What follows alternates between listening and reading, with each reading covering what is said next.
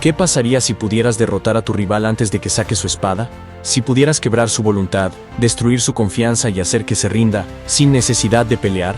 Hace más de 2,500 años, Sun Tzu lo escribió con claridad en El arte de la guerra: la batalla perfecta es la que nunca se lucha.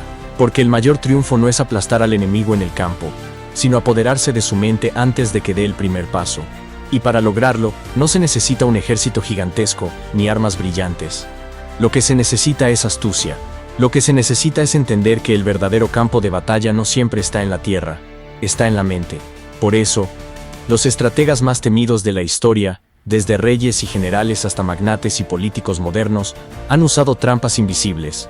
No se ven, no se oyen, pero son letales. Son armas psicológicas que no desgastan soldados ni recursos, y que, cuando se aplican bien, obligan al enemigo a derrotarse a sí mismo.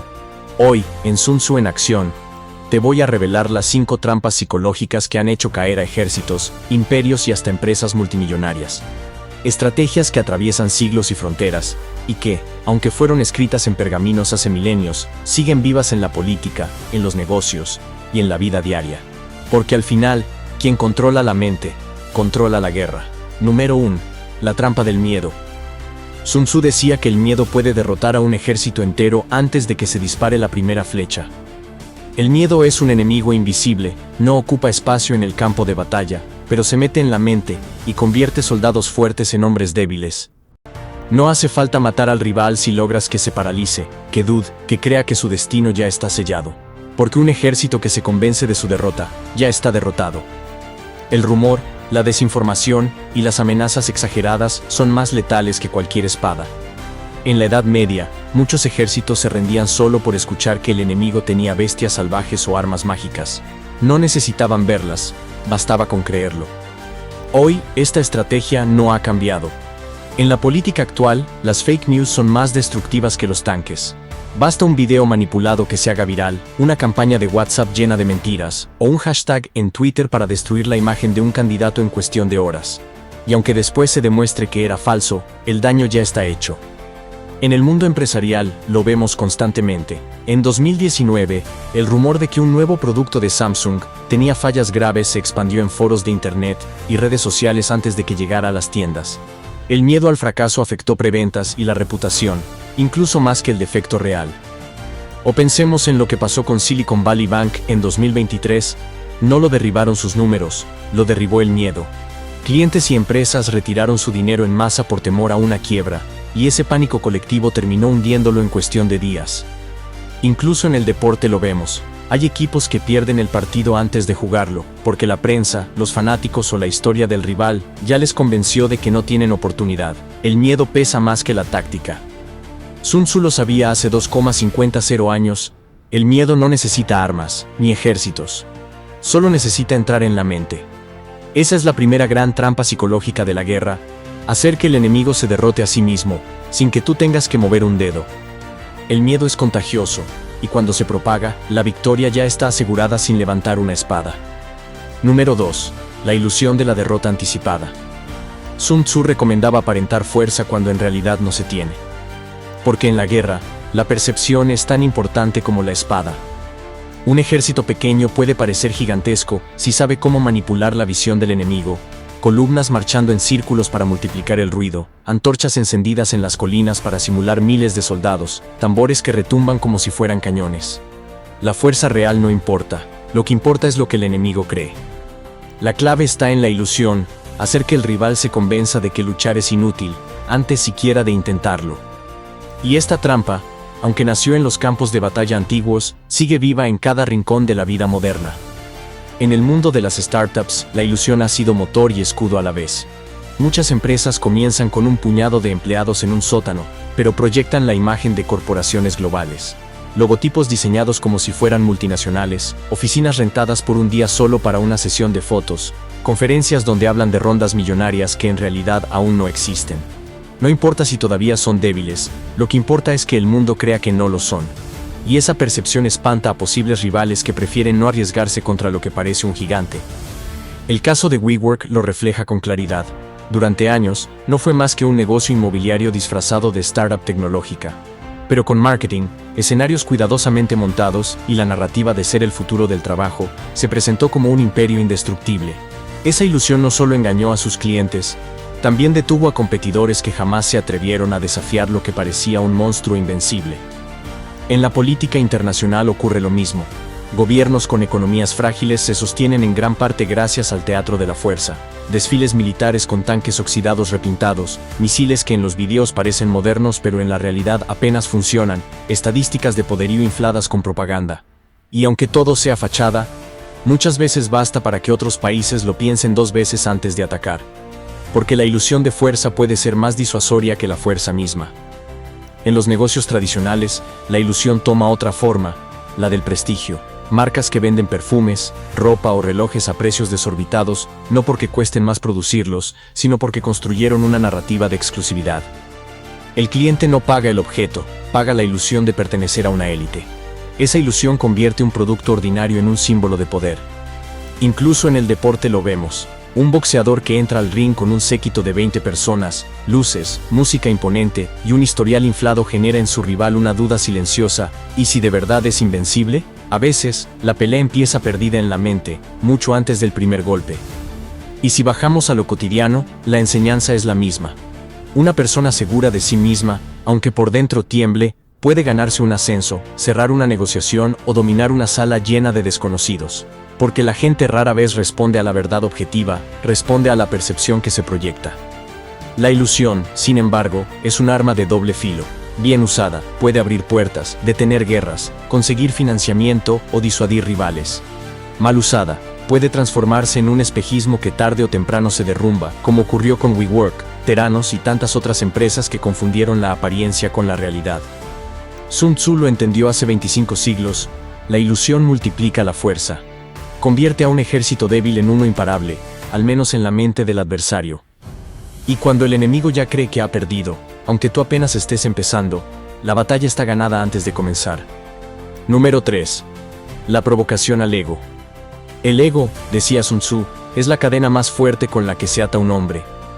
Un enemigo dominado por la ira o el orgullo no necesita ser derrotado, se derrota a sí mismo.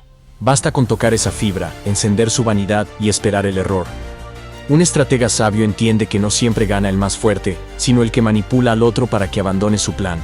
Y nada rompe más rápido la disciplina que el ego herido. En política, el ego es un campo de batalla invisible. Gobiernos enteros se tambalean porque un líder no soporta una provocación mínima. Un simple comentario de un opositor, un titular negativo o un tuit hiriente los obliga a responder con furia, y esa reacción, lejos de demostrar poder, los muestra vulnerables ante millones de personas. Basta ver cómo líderes en todo el mundo han perdido elecciones no por su gestión, sino por la incapacidad de dominarse a sí mismos en público. El enemigo no movió un ejército, solo pulsó el botón de la vanidad correcta. En los negocios ocurre lo mismo. Una empresa puede construir durante décadas una reputación sólida, y perderla en días por una decisión tomada desde el orgullo. Directivos que, al ver un avance de la competencia en un nicho menor, ordenan una ofensiva apresurada solo para demostrar quién manda.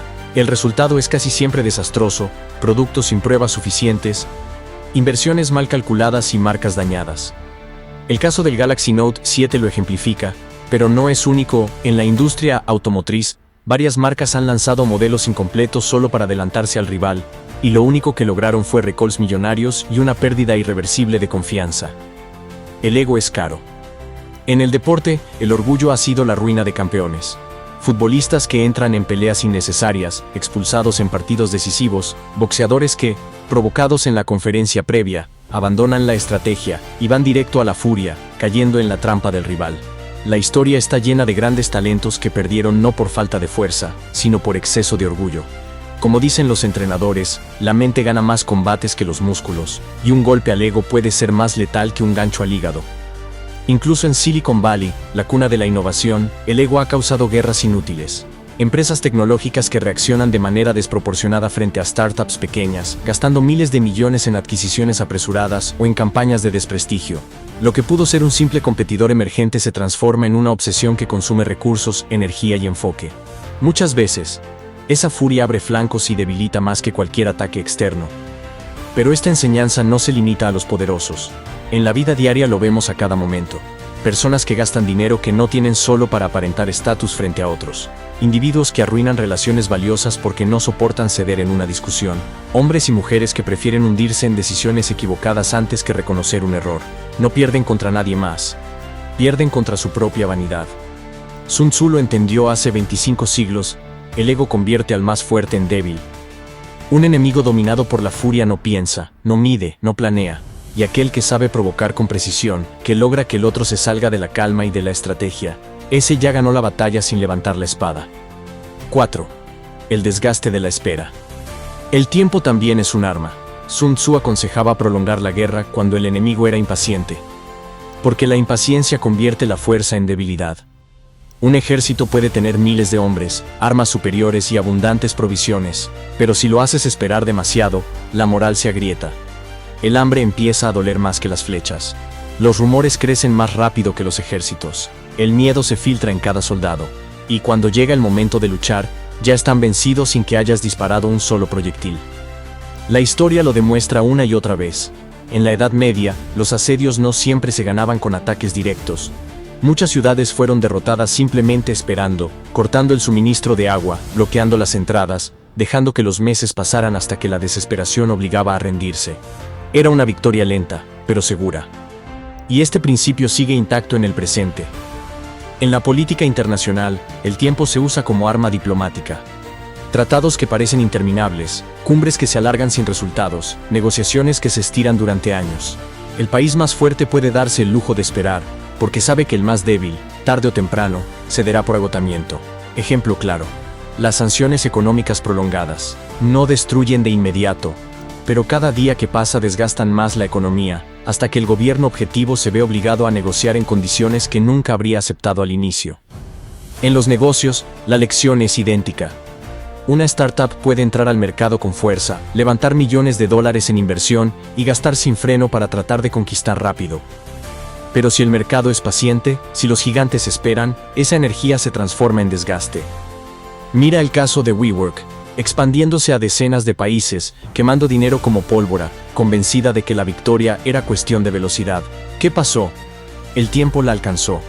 Los costos se acumularon, las promesas no se cumplieron, y cuando los inversionistas ya no creyeron más, se derrumbó bajo su propio peso. Mientras tanto, empresas más discretas, que avanzaban despacio y sostenidamente, sobrevivieron. Incluso en la tecnología lo vemos. Muchas compañías de videojuegos o de software lanzan productos apresurados para adelantarse a la competencia. Prometen fechas imposibles, presentan versiones incompletas, todo con la obsesión de ser los primeros. ¿Y qué ocurre? El tiempo expone sus fallas. Los usuarios abandonan el producto y los rivales pacientes, que esperaron el momento exacto para lanzar algo sólido, terminan quedándose con todo el mercado. La impaciencia también ha destruido carreras personales. Deportistas que, desesperados por brillar demasiado rápido, toman atajos, se lesionan o se queman en el intento. Mientras tanto, los que entrenan con calma, paso a paso, alcanzan la cima y se mantienen ahí más tiempo. La enseñanza de Sun Tzu es clara: el tiempo es un campo de batalla invisible. Puedes usarlo como una trampa, como un veneno silencioso. Porque no siempre gana el que ataca primero, gana el que sabe esperar, el que resiste, el que convierte la paciencia en un arma. El silencio, la demora, la espera calculada, pueden ser más letales que 1000 flechas. Y al final, la guerra no siempre la vence el más fuerte, la vence el que sabe desgastar sin moverse. 5. La salida falsa.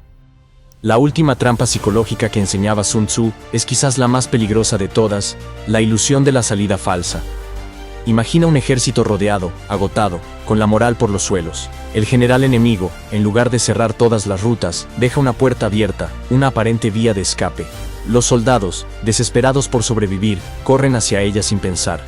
Pero lo que no saben es que esa salida conduce directo a un terreno estrecho, rodeado de emboscadas, donde son aniquilados sin remedio. Es la trampa de la esperanza: darle al enemigo lo que más desea en su momento de debilidad, y usarlo en su contra. Este principio no quedó en los campos de batalla antiguos. Sigue funcionando hoy, disfrazado en formas modernas.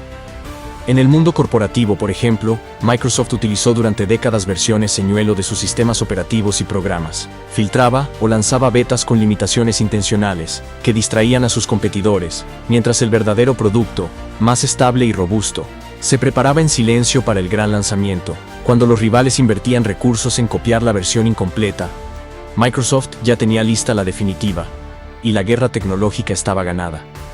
Otro ejemplo es el de Netflix. Mientras las grandes productoras de Hollywood se obsesionaban con copiar el modelo del streaming y lanzaban plataformas apresuradas, Netflix ya había abierto una salida falsa. Aparentaba que su única fortaleza era el catálogo, pero en realidad su estrategia maestra era convertirse en creador de contenido original. Cuando sus rivales quisieron reaccionar, ya era demasiado tarde. La política es otro campo donde esta trampa se repite una y otra vez. Gobiernos y líderes utilizan proyectos de ley, reformas o incluso discursos polémicos como señuelos. El público y la prensa se concentran en discutir esa cortina de humo, convencidos de que esa es la verdadera batalla, mientras, en paralelo, se aprueban otras medidas de mayor impacto sin casi resistencia. La falsa salida se convierte en la distracción perfecta. Y en la vida cotidiana también lo vivimos. ¿Cuántas veces en una negociación alguien ofrece un contrato que parece la salvación? Una cláusula fácil, un descuento atractivo, un plan que aparenta ser el mejor escape, pero que en realidad está diseñado para atraparte en pagos ocultos, compromisos eternos o pérdidas disfrazadas de beneficios. Es el mismo principio, solo que adaptado al día a día. El gran peligro de esta trampa es que juega con nuestra necesidad más humana, la esperanza. Cuando alguien está desesperado, cuando cree que ya no hay opciones, cualquier salida parece buena. Pero Sun Tzu nos advierte, el enemigo que se confía en la salida más obvia ya está perdido. La lección es clara, nunca corras hacia la primera puerta que te muestran. Podría no ser una salvación, sino la entrada a la emboscada que acabará contigo. Sun Tzu lo entendió hace siglos, la guerra se gana en la mente antes que en el campo de batalla. El miedo, la ilusión, el ego, el tiempo y las salidas falsas, no son simples conceptos. Son armas invisibles que, cuando se usan con inteligencia, pueden destruir ejércitos enteros, hundir imperios y derribar gigantes. Más de 2,50 años después, estas trampas siguen vigentes. Están en las negociaciones, en la política, en las empresas y hasta en nuestra vida diaria. Porque la verdad es que la mayoría de las batallas que peleamos hoy no se libran con espadas ni cañones, se libran con percepciones, con rumores, con engaños. La enseñanza es clara, quien controla la mente, controla la guerra. Y quien aprende a ver estas trampas, puede evitarlas, o usarlas a su favor. Si te gustó este video, suscríbete a Sun Tzu en Acción. Aquí seguimos desenterrando las enseñanzas del mayor estratega de la historia, para que las uses en tu vida, en tus proyectos y en tus batallas diarias. Recuerda, la guerra más perfecta es la que no necesita pelearse.